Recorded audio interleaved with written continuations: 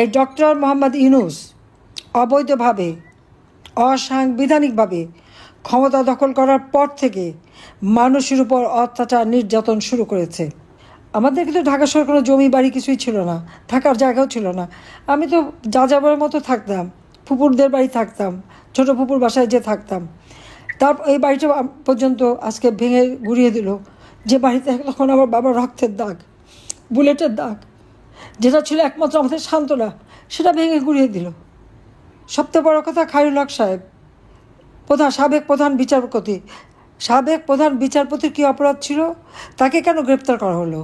তিনি তো আওয়ামী লীগের কোনো মামলার রায় দেয়নি, যে বাংলাদেশেরই নাগরিক না, সে বাংলাদেশের লাখো শহীদের রক্ত দিয়ে কেনা সংবিধান কি সংস্কার করবে আমাকে বলেন তো? আর যখন এই আগুনে পড়ে মানুষ মারা যায়, তখন ইউনূস সাহেব সব দলবল নিয়ে জুস খেয়ে তিনি মিটিং করেন। তাকে এরা আশ্বাস দেয় যে তার সাথে তারা আছে। একটি বার এই যে ছোট্ট শিশুরা মারা গেল, তাদের কথা তাদের মনে হলো না। এদেরকে কে নিয়ে এসেছে? ডক্টর ইউনূস।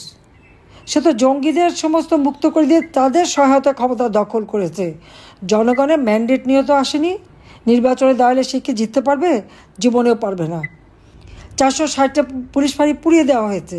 পুলিশকে পুড়িয়ে মারা, লাঠি দিয়ে পিটিয়ে পিটিয়ে মারা হয়েছে, পা বেঁধে সেই ফ্লাইওভারের সাথে ঝুলিয়ে রাখা হয়েছে। 15ই জুলাই থেকে যে ঘটনাগুলি তারা ঘটায়, মেট্রো রেল থেকে শুরু করে সব জায়গায় আগুন দেওয়া, পুলিশ হত্যা করা, আওয়ামী লীগের নেতাকর্মী হত্যা করা, বাড়ি বাড়ি যে হামলা করা, বাংলাদেশ বেতার, বাংলাদেশ টেলিভিশন থেকে শুরু করে সড়ক ভবন, সেতু ভবন, দুর্যোগ মন্ত্রণালয় ভবন থেকে শুরু করে সব জায়গায় আগুন দিয়েছে। মানুষ ছাদে যে আশ্রয় নিয়েছে, হেলিকপ্টারে করে করে তাদেরকে আমরা উদ্ধার করেছি। বেসরকারি ইন্ডাস্ট্রিতে আগুন দিয়েছে, তারা সব ছাদে উঠে আমাকে ফোন, চিৎকার, কান্নাকাটি, হেলিকপ্টার পাঠিয়ে তাদেরকে আমার উদ্ধার করতে হয়েছে। গোপালগঞ্জের মতো জায়গায় যেয়ে সে এইরকম হত্যাকাণ্ড চালায়, এবং শুধু এখানে থামে নাই, কারফিউ জারি করে, 144 ধারা দেয়, প্রত্যেক বাড়িতে ঢুকে ঢুকে পুরুষ মানুষ কে আছে সবাইকে ধরে নিয়ে যায়। যত ইয়াং 16 বছর, 18 বছর, 14 বছর ছেলেপেলেদেরকে ধরে নিয়ে গেছে। 51 জনের কোনো খবর নাই। আমার সন্দেহ যে ইউনূস তাদেরকে মেরে গুম করে দিয়েছে।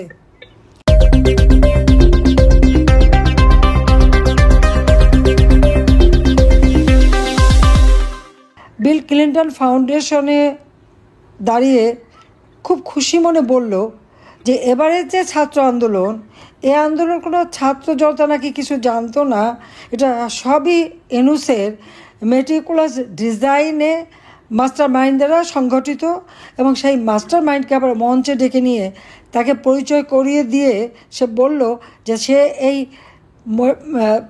চক্রান্ত করেই শেখ হাসিনাকে ক্ষমতার থেকে হটিয়ে সে ক্ষমতা দখল করেছে, এই বলে আবার নিজে আবার হাততালি দেয়।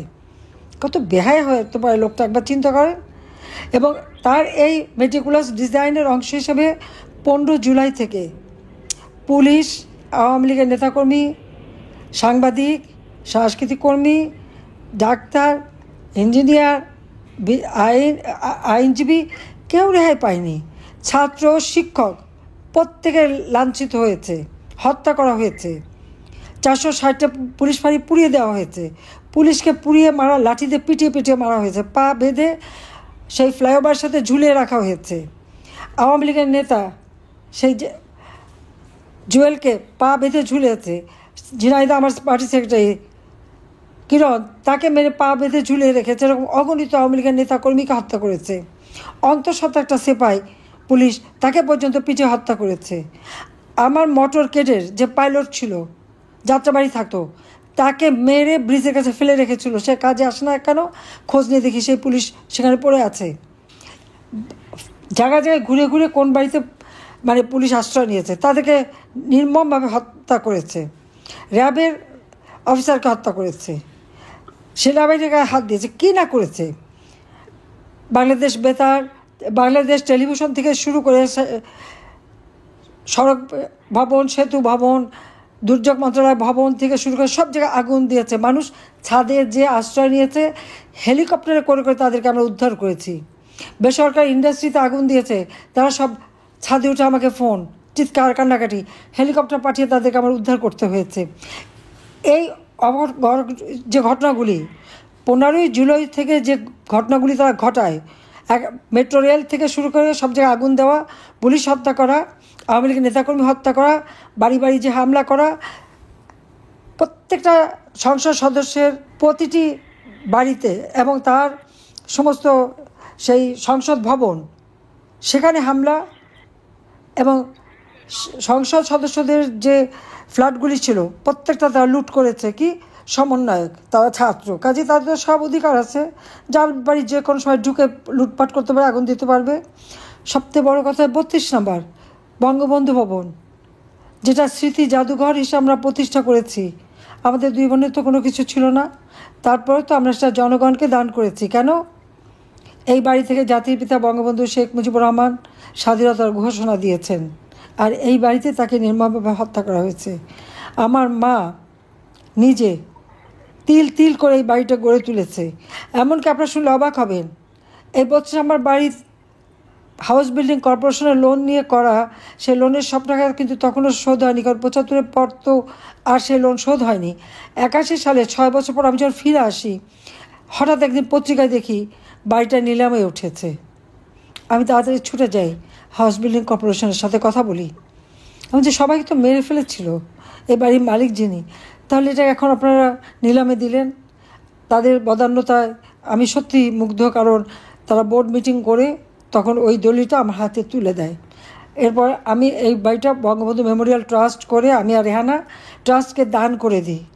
আমাদের কিন্তু ঢাকা শহরে কোনো জমি বাড়ি কিছুই ছিল না, থাকার জায়গাও ছিল না। আমি তো যা যাবার মতো থাকতাম, ফুপুরদের বাড়ি থাকতাম, ছোটো ফুপুর বাসায় যে থাকতাম। তারপর এই বাড়িটা পর্যন্ত আজকে ভেঙে গুড়িয়ে দিল, যে বাড়িতে তখন আমার বাবার রক্তের দাগ, বুলেটের দাগ, যেটা ছিল একমাত্র আমাদের সান্ত্বনা, সেটা ভেঙে গুড়িয়ে দিল। কি অপরাধ ছিল? স্বাধীনতা ঘোষণা দিয়েছে, এটা অপরাধ? সেই ভেঙে আবার বুলডোজার দিয়ে যেদিন ভাঙলো, আগে দিল আগুন, পরে বুলডোজার দিয়ে ভাঙলো 6 ফেব্রুয়ারি। আপনারা দেখেছেন সেখানে সেই এক পতাকা, বোধহয় হিজবুত তাহরির পতাকা উড়িয়েছিল ওই বাড়িতে, ওই বাড়ি ভেঙে দিয়ে। এদেরকে কে নিয়ে এসেছে? ডক্টর ইউনূস। সে তো জঙ্গিদের সমস্ত মুক্ত করে দিয়ে তাদের সহায়তা ক্ষমতা দখল করেছে। জনগণের ম্যান্ডেট নিয়ে তো আসেনি। নির্বাচনে দাঁড়ালে সে কি জিততে পারবে? জীবনেও পারবে না। সে সংবিধান মানে না, আইন মানে না। গ্রামীণ ব্যাংকের আইনে ছিল 60 বছর বয়স পর্যন্ত কেউ এমডি থাকতে পারবে, সে কোনো আইন মানে নাই। তার যখন 70 বছর বয়স হয়ে গেছে, তখনও তিনি এমডি পদ ছাড়বে না। কেন ছাড়বে না? টাকা, এমডি থাকলে সব টাকা নয় ছয় করতে পারে, সেই কারণে। এবং গত আপনারা দেখেছেন গোপালগঞ্জের যে ঘটনা ঘটালো 16 তারিখে, আপনারা একবার চিন্তা করতে পারেন। সে গোপালগঞ্জে যে জাতির পিতা বঙ্গবন্ধু সম্পর্কে এই 2 দিনের ছোকরারা, ওরা যখন গ্রাম থেকে আসে ছাত্রলীগে স্থান করে নিয়েছিল, তখন তো বঙ্গবন্ধু শেখ মুজিবের নামে কত মিষ্টি কথা। অনেকে তো আমার গণভবনে যাওয়ার সাথে ছবিও তুলেছে, তাও আছে। এখন তারা ওখানে যে বঙ্গবন্ধু সম্পর্কে আজে বাজে নোংরা কথা বললে কোন মানুষটা সহ্য করবে? তখন যারা হামলা দিয়েছে, তার সাথে ডক্টর ইউনূস, সে সেনাপ্রধানকে ফোন করে এবং জিওসি 55 ডিভিশনে ফোন করে এদেরকে পাঠিয়েছে তাকে উদ্ধার করতে। আর এই উদ্ধার করতে যে ওই সেনাবাহিনী কি নির্মমভাবে গুলি করে সেখানে আমাদের কত নেতাদের হত্যা করেছে। এই ইমন, দীপ্ত শাহ, রমজান, সোহেল এবং আরাক রমজান সহ এদের সবাইকে নির্মমভাবে হত্যা করলো। এবং একটা ছেলে, দীপ্ত তো একটা দোকানে কাজ করতে বেরিয়ে এসেছে, তাকে গুলি করে মাটিতে ফেললো। শেষে বুট দিয়ে তার গলায় আপনারা দেখেছেন কীভাবে গলায় চাপা দিয়ে তাকে টেনে হিসে কয়েকজন মিলে, ওইরকম একটা শুকনা ছোটো বাচ্চা ছেলে, তাকে কয়েকজন মিলে কীভাবে তার উপর নির্যাতনটা করেছে। তার উপরে গলায় পা দিয়ে ওই বুট দিয়ে তার গলা পাড়িয়ে তাকে হত্যা করা। আমার প্রশ্ন, সেনাবাহিনী তো জাতির পিতা বঙ্গবন্ধু শেখ মুজিব গড়ে তুলেছিলেন, আর আমি এসে তো তাদের উন্নতি করেছিলাম। এই সেপাইদের থাকার ব্যবস্থা, তাদের টিফিনের ব্যবস্থা, তাদের ডরমিটরি করে দেওয়া, তরুণ অফিসার যারা, তাদের জন্য ফ্ল্যাট বাড়ি নির্মাণ করে উন্নতভাবে থাকতে পারে সে ব্যবস্থা, তাদের গাড়ি কেনা, তাদের জমি কেনা, বাড়ি কেনা, সব ব্যবস্থাই তো করে দিয়েছিলাম। বেতন, কত বেতন আমি বাড়িয়েছিলাম। আমি 123 ভাগ বেতন সকল সরকারি কর্মচারীদের সবার সব বাড়িয়ে দিই, বৃদ্ধি করে দিই। আর সেইখানে গোপালগঞ্জের মতো জায়গায় যেয়ে সে এইরকম হত্যাকাণ্ড চালায় এবং শুধু এখানে থামে নাই, কারফিউ জারি করে, 144 ধারা দেয়, প্রত্যেক বাড়িতে ঢুকে ঢুকে পুরুষ মানুষ কে আছে সবাইকে ধরে নিয়ে যায়। যত ইয়াং 16 বছর 18 বছর 14 বছর ছেলেপেলেদেরকে ধরে নিয়ে গেছে। 51 জনের কোনো খবর নাই। আমার সন্দেহ যে ইউনূস তাদেরকে মেরে গুম করে দিয়েছে। নারীদের উপরে অত্যাচার, ছোট শিশুদের গায়ে তাদের মায়ের দাগ, আর সারা বাংলাদেশ এই জঙ্গিরা শিশু ধর্ষণ, নারী ধর্ষণ, খুন খারাপি, কুপিয়ে মারা, যে কোনো মানুষকে লাঠি দিতে পিটিয়ে মারা, সুপ্রিম কোর্টে প্রধান বিচারপতি সহ বিচারপতিদের অপমান করা, তাদের বাড়িতে যে হামলা করা, শিক্ষকদের অপমান করা, স্কুলের শিক্ষক হোক ইউনিভার্সিটির শিক্ষক তাদের উপরে হামলা, তাদেরকে জোরকে পর্দা করানো। সবচেয়ে বড় কথা, খায়রুল হক সাহেব সাবেক প্রধান বিচারপতির কী অপরাধ ছিল? তাকে কেন গ্রেপ্তার করা হলো? তিনি তো আওয়ামী লীগের কোনো মামলার রায় দেয়নি, যে মামলাটা নিয়ে তারা প্রশ্ন তুলেছে।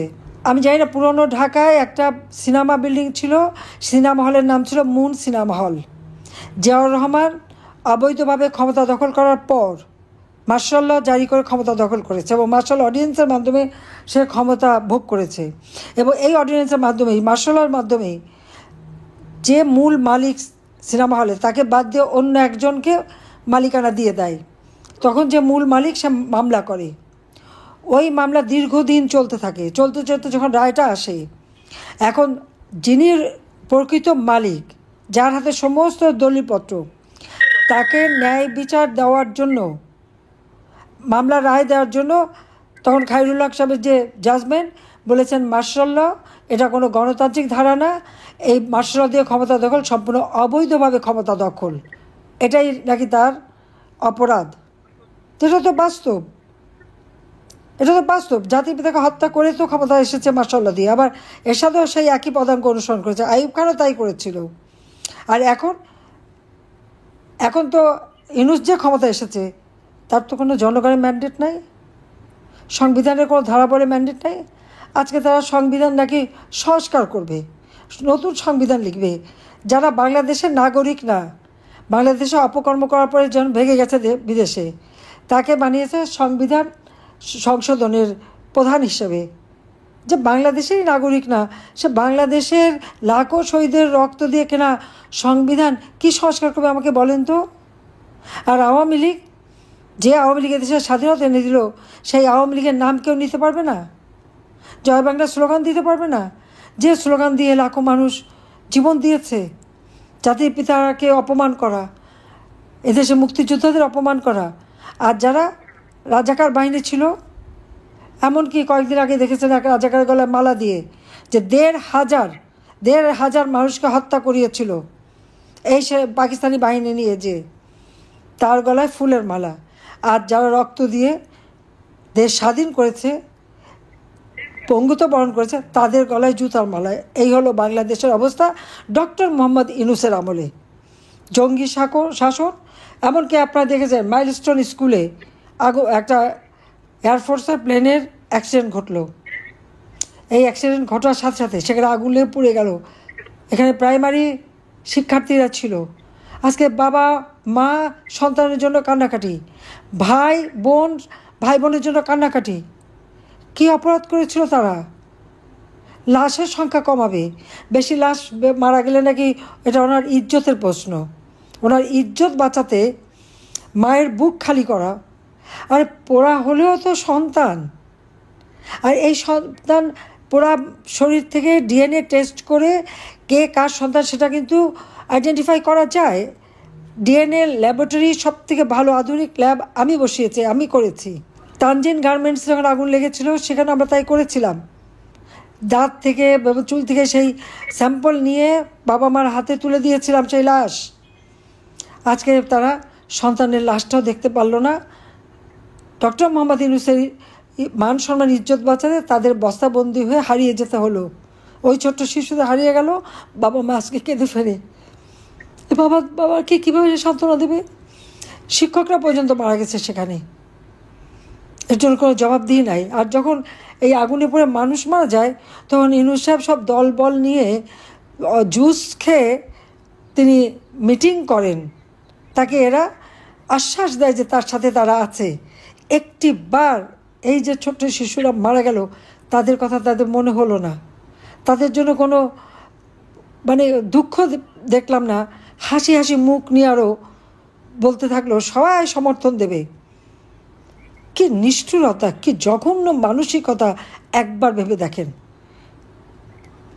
গোপালগঞ্জে গণহত্যা চালালো, আর মাইলস্টোন স্কুল কলেজে ছোট্ট শিশুরা আগুনে পোড়া, তাদের লাশ চুরি করে, মায়ের বুক খালি করে, মায়ের চোখের কান্না উপেক্ষা করে উনি ওনার ক্ষমতার ভিতটা তৈরি করলেন। এর থেকে লজ্জার ঘৃণার আর কিছু নেই। এর হাতে দেশের স্বাধীনতা, সার্বভৌমত্ব, বাংলাদেশের জনগণ নিরাপদ না। এদের হাত থেকে দেশকে রক্ষা করতে হবে। তাই যে যেখানে আছেন, যে যেভাবে আছেন, আপনাদের সবাইকেই যার যতটুকু শক্তি আছে এটা দিয়ে জনগণের পাশে দাঁড়াতে হবে। আমাদের দেশের মানুষ খুব কষ্টে আছে। দ্রব্যমূল্যের ঊর্ধ্বগতি, মানুষের জীবনে নিরাপত্তা নাই, নিরাপদে চলতে পারে না, মেয়েরা দিনের বেলা ঘর থেকে বেরোতে পারে না। এমনকি যারা আন্দোলন করে আমার পদত্যাগ চেয়েছে, সেই মেয়েদেরকে আমি আন্দোলন চলাকালীন সময় তো আমি তাদের সবসময় আমি সচেষ্ট ছিলাম। আজকে আমার বিরুদ্ধে মিথ্যা মামলা, আমার রেহানা, আমাদের 5টা বাচ্চা, প্রত্যেকের বিরুদ্ধে মিথ্যা মামলা দিয়ে আমাদের হয়রানি করে যাচ্ছে। যার যার কর্মস্থানে মিথ্যা অভিযোগ নামা দিচ্ছে। আজকে দুর্নীতি দমন কমিশনের চেয়ারম্যানকে বিমানে চাকরি করতো, তার দুর্নীতির কারণে তাই সেখান থেকে সরিয়ে দেওয়া হয়, আর সে হয়ে গেছে এখন চেয়ারম্যান। আর ইউনূসের নামে যে দুর্নীতির মামলাগুলি ছিল সব মামলা প্রত্যাহার করে নিয়েছে। তার ট্যাক্স ফাঁকির মামলা, সেটাও প্রত্যাহার।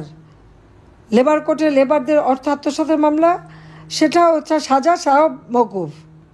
আর আমাদের বিরুদ্ধে সমানে মিথ্যা মামলা দিয়ে যাচ্ছে। প্রতিদিন একটা করে হত্যা মামলার আসামি, আমি প্রায় 450 হত্যা মামলার আসামি। আর আওয়ামী লীগের কোনো নেতাকর্মী বাদ নাই। আজ আবার শুনলাম আমাদের সমস্ত নেতাদের নাকি একটা বিশেষ জেলে নিয়ে যাবে। এ পর্যন্ত 27 জনকে জেল হত্যা করেছে, আমাদের নেতাকর্মীদের হত্যা করেছে। গতকালকেও একজনকে নির্যাতন করে হত্যা করেছে। আমি জানি না আমাদের এই নেতা, যেখানে 14 দলের নেতারাও আছে, তাদের ভাগ্যে কী আছে বলতে পারি না। আবু সাইদ, মুগ্ধ থেকে শুরু করে প্রত্যেকটা হত্যাকাণ্ড ইউনূসের মেটিকুলাস ডিজাইনেরই অংশ। তাদের হত্যা করে লাশ ফেলে লাশের ব্যাপার দিয়ে ক্ষমতা এসেছে ডক্টর মোহাম্মদ ইউনূস এবং তার ওই সাথী সমন্বয়করা, যে জন্য আজকে তাদের সাজোয়া বাহিনী দিয়ে পাহারা দিয়ে মিটিং করাতে হয়। আজ পর্যন্ত কোনো রাজনৈতিক নেতা বা রাজনৈতিক দল এভাবে সাজোয়া বাহিনী দিয়ে গেছে আপনারা শুনেছেন, দেখেছেন কখনো? কখনো দেখেননি। বাংলাদেশ বিচিত্র দেশ, সেটাও দেখা যাচ্ছে। যুদ্ধাপরাধী, খুনি, জঙ্গিদের দেশ হয়ে গেছে। আজকে জঙ্গিদেরই রাজত্ব। আর আমরা যারা গণতন্ত্রে বিশ্বাস করি, আমাদের স্থান নাই। যাক, সবাই ভালো থাকেন, সুস্থ থাকেন। আর এই জঙ্গি শাসক, মানবতা বিরোধী, গণহত্যাকারী ইউনূসের হাত থেকে দেশকে রক্ষা করেন, দেশের মানুষকে বাঁচান। আমরা আছি মানুষের পাশে থাকবো।